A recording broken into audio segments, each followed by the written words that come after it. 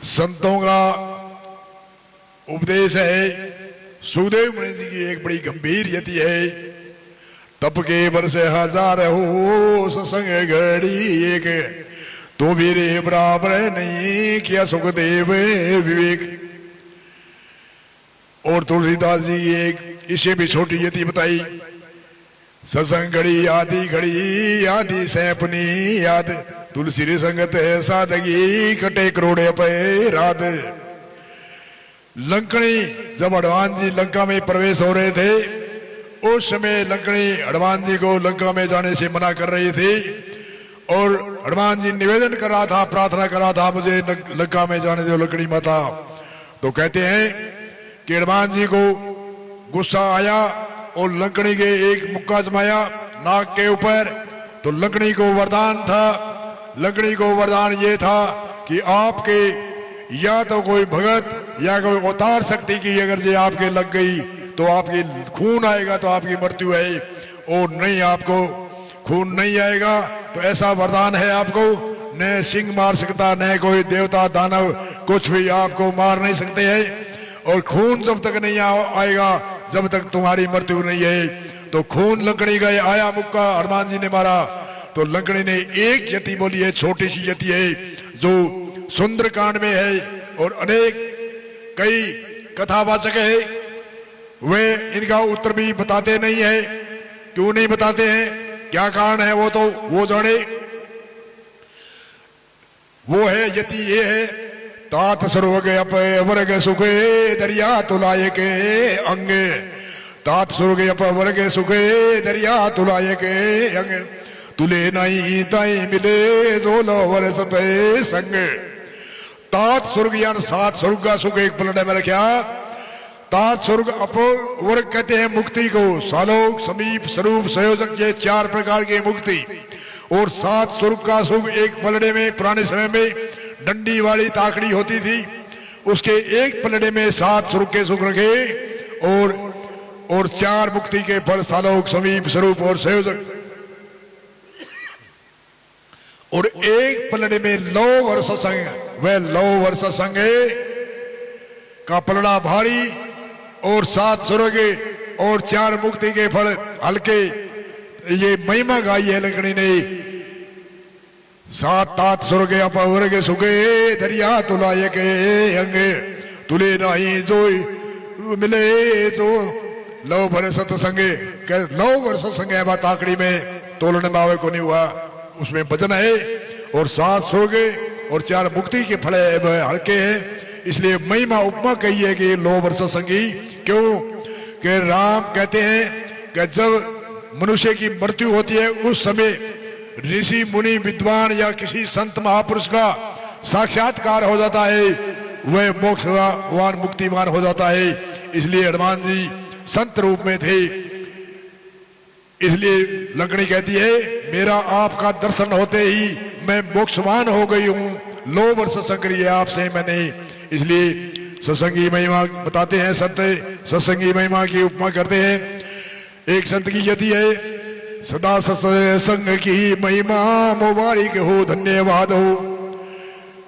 जगत को जलता देख करके प्रभु ने ज्ञान घटा भेजी। जगत जले जले क्या क्यों है, इनकी अगली यति में बताएगा। जगत को जलता देख करके प्रभु ने ज्ञान घटा भेजी, बुझावे ताप तिरिये को मुबारक हो, ये मुबारक हो। जगत को जलता देख करके प्रभु ने ज्ञान की घटा के, वेदों का ज्ञान, शास्त्रों का ज्ञान, उपनिषदों का ज्ञान की घटा, अनेक संत ऋषि मुनियों की वाणी भजन सोइया आदि के द्वारा एक ज्ञान की सत्संग में घटा आती है। बुझावे ताप तिरिये को तीन प्रकार की ताप है, अध्यात्म में अधिदेव और अधिभूत तीन प्रकार की ताप है, इनसे सारा संसार भी जलता है। अब कहते हैं कि तीन प्रकार की ताप है, ये सुनी सुनाई बात या ने काम में सुन ली कि तीन प्रकार की ताप कोई और होगी होली। ये सब जीव जंतु के तीन प्रकार की ताप लागू है, अध्यात्म में अधिदेव और अधिभूत। अध्यात्म कहते हैं इंद्रियों के द्वारा ताप, हमारी पांच ज्ञान इंद्रिय है, इनके द्वारा ताप, इनके द्वारा ही हम इनके पीछे हम भाग दौड़ करते हैं। पांचों विषयों के इनके दो पीछे भी दौड़ते हैं। इसलिए इंद्रियों के द्वारा ताप, इंद्रियों के विषय के द्वारा ताप और इंद्रियों के देवता के द्वारा ताप। जैसे आंख ज्ञान इंद्रिय है, इनका विषय क्या है? इसका विषय है देखना, और देखने के विषय हम चलते हैं। और इनका देवता कौन है? सूर्य। और कान ज्ञान इंद्रिय है, इनका सब विषय क्या है? सुनना। और इसका देवता कौन है? दिक्पाल इसका देवता है, जो सेकंडा में एक दूसरे के कान में आवाज भगाता है, इनका दिक्पाल देवता है। नाक का देवता, नाक का विषय क्या है? सुगंध दुर्गंध ज्ञान इंद्रिय है ये। और विषय क्या है इसका? सुगंध दुर्गंध। और देवता इसका है अशनिक्वार। और जीव का विषय है रस, और इसका देवता है वरुण। इसका देवता है वरुण, कोई बाहर वाला नहीं, हमारे जीव के अंदर है। वरुण यानी जल का देवता होता है। और हमारे पक्की सुखी लेते हैं तो हमारे जीव तरह तरह होती है, इसलिए जीव के अंदर है जल तत्व है। इसलिए ऐसे 5 इंद्रियां और 5 इंद्रियां के विषय और 5 इनके देवता, इनसे ही हम जल बढ़ रहे हैं। ये बताते हैं भी एक विषय ही एक अधोगति जीव का स्वाहा कर देते हैं, और ये 5 विषय मनुष्य के लागू है। इसलिए मेन कारण यही है कि इन विषय को सावधान होकर के अपने शासन में पहले कहा था इंद्रिय निग्रह, यानी ये कंट्रोल में होने चाहिए, तो ये कोई नुकसान नहीं, ये लाभदायक है, ये औजार है, ये हमारी रक्षा करने के लिए है। तो इसलिए 3 प्रकार के ताप बुझाते हैं। बुझावे ताप तिरिये की मुबारिक हो, मुबारिक हो। शोक संशय सभी भागे, गर्जना संतांगी सुन गए। शोक और संशय संतों की गर्जना, भजन वाणी आदि की गर्जना, ज्ञान की गर्जना सुन के भागते हैं। बरसावे ज्ञान मृत को, मुबारिक हो, मुबारिक हो, धन्यवाद हो। अगली यति में कहते हैं 4 वस्तु बताते हैं एक यति के अंदर। देखने में तो ये भजन लगता है सीधा साधा है, पर तो इसके अंदर एक एक यति के अंदर अर्थ है। बिना यज्ञ योग जप तप के सत्संग भव तारणी गंगा। बिना यज्ञ योग जप और तप, ये 4 वस्तु बताई। बिना यज्ञ, यज्ञ कहते हैं सत्संग में एक ब्रह्म यज्ञ समावेश होता है। जैसे यज्ञ 52 प्रकार के वेदों में बताए हैं। कोई भूत यज्ञ है, कोई पितृ यज्ञ है, कोई अतिथि यज्ञ है, कोई अश्वमेघ यज्ञ है, कोई पुत्रेष्टि यज्ञ है, आदि आदि अनेक यज्ञ है। परंतु सत्संग के अंदर ब्रह्म यज्ञ की आहुति मिलती है, इसलिए सत्संग के अंदर ब्रह्म यज्ञ की ही पूर्ति हो जाती है। बिना यज्ञ योग, योग यानी भक्ति योग, ज्ञान योग पीछे बताए थे। योग का अर्थ है चित्तवृत्ति का निरोध होना, रोकना।